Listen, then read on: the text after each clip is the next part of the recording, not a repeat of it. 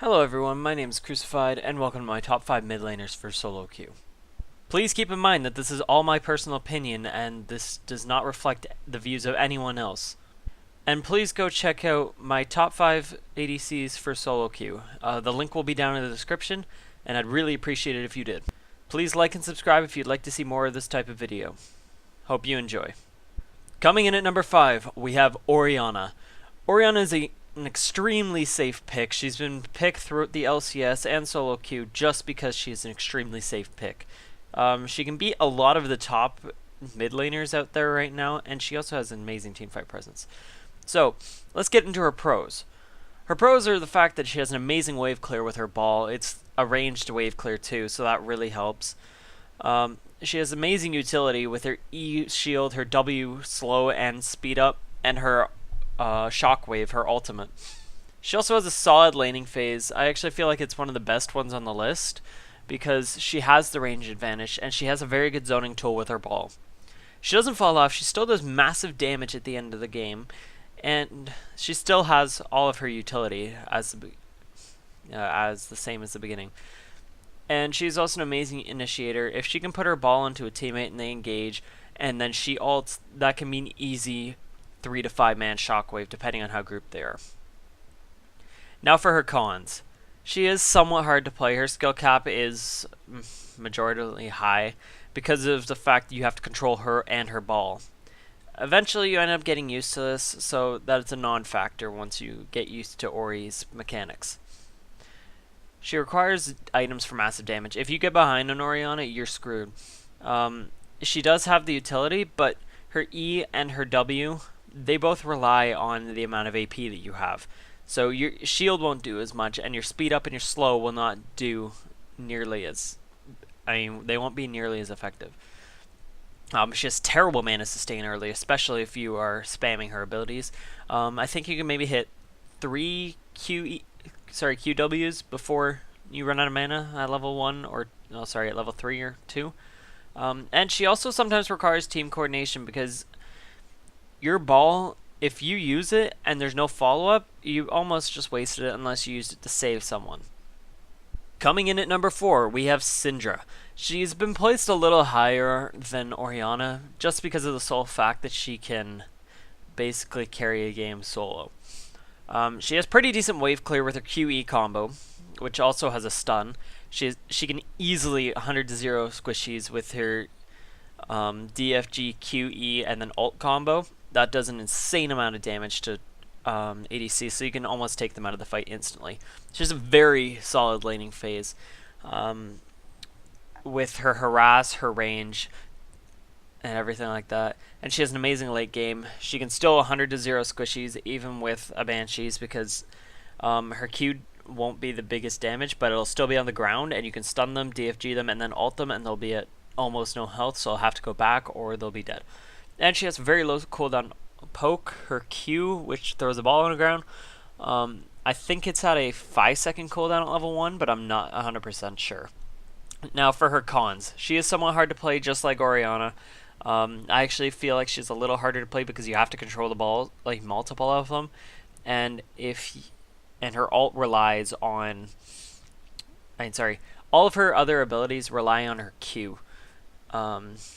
Because you can't, you can pick up a minion with your W, but it's a lot easier to do with your Q. You require your Q on the ground to stun and to amplify your ult's damage.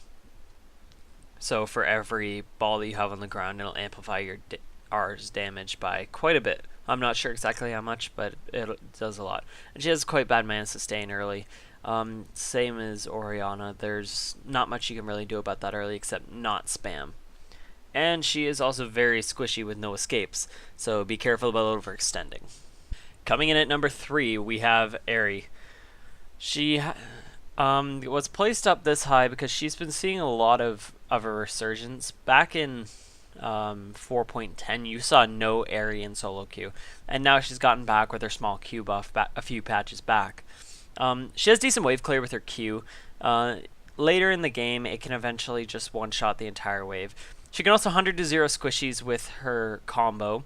She has a solid laning phase. She has really good harass. She has almost everything you need: CC, dashes, all that. She's a phenomenal mid-game. That is her huge power spike. Once she gets her DFG and another damage item, then she's perfect. Her CC has a damage amplification, so whenever you use your charm, it essentially counts as a DFG. So if you put a DFG on top of that, it'll amplify it by like, I think 35% or 40%. She has 3 long-range dashes with her ult. The only champion in the game that can catch up to her immediately would be Akali. And she also has a self-healing with her passive. I think for every 9 abilities that you use, the next one will have spell vamp. I think 100% spell vamp or something. And she also has true damage on her Q on the way back. Now for her cons. Her CC is a skill shot, so it's harder to hit. You can't hit it through minions, but that's where the dashes come in handy. So there are ways around that.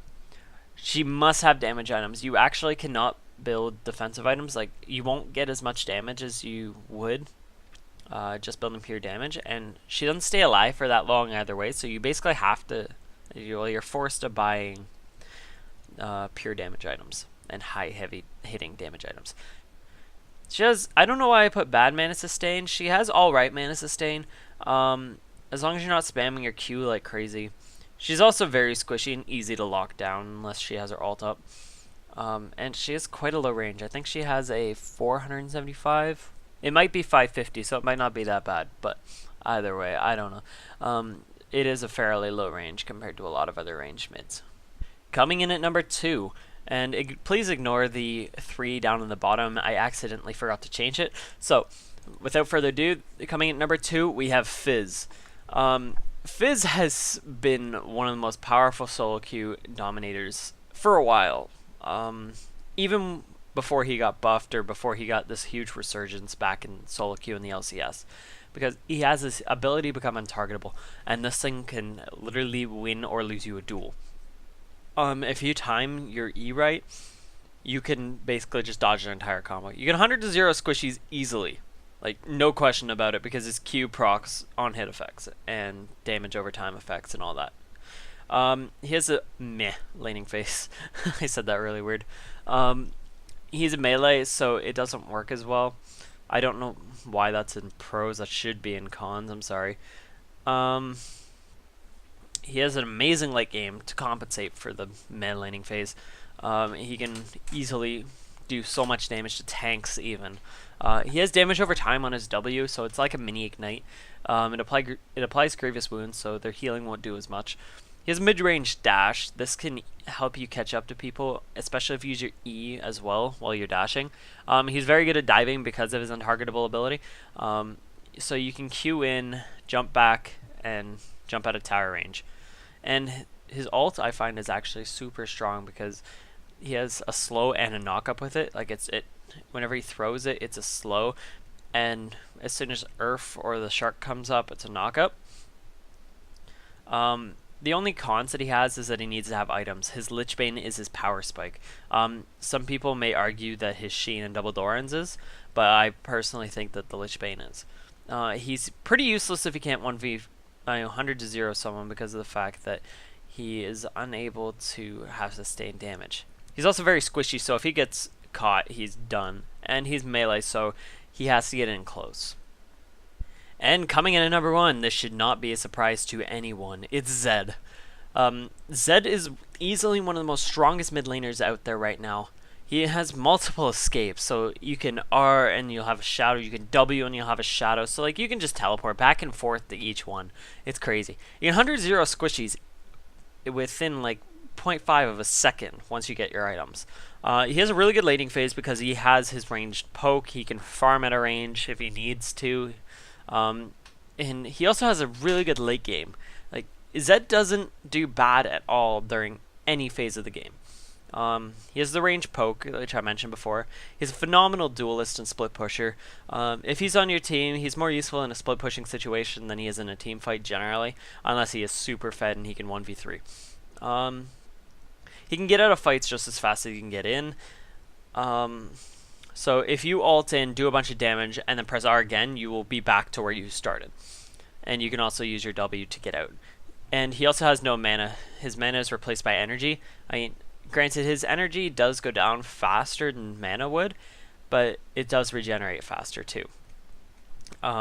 He's pretty useless without items, so like once he gets his Blade of the Ruin King and his Brutalizer, then he's just a monster. He's harassed very easily because he's a melee, and he requires damage for his ultimate to work effectively. So if you just ult and jump out, you'll do almost no damage. And he's quite squishy, and he is also melee. So those are basically the only cons that he has. I definitely recommend that you'd pick him or ban him depending on which game you're playing, and depending on who the enemy picks. Because if the enemy picks Fizz, generally Zed doesn't do so well against him, and neither does he doesn't do so well against Zilean because they can just basically negate his ult. I hope you guys enjoyed. Thank you so much for watching. Please like and subscribe if you enjoyed the video and would like to see more. I'll talk to you guys later. Peace.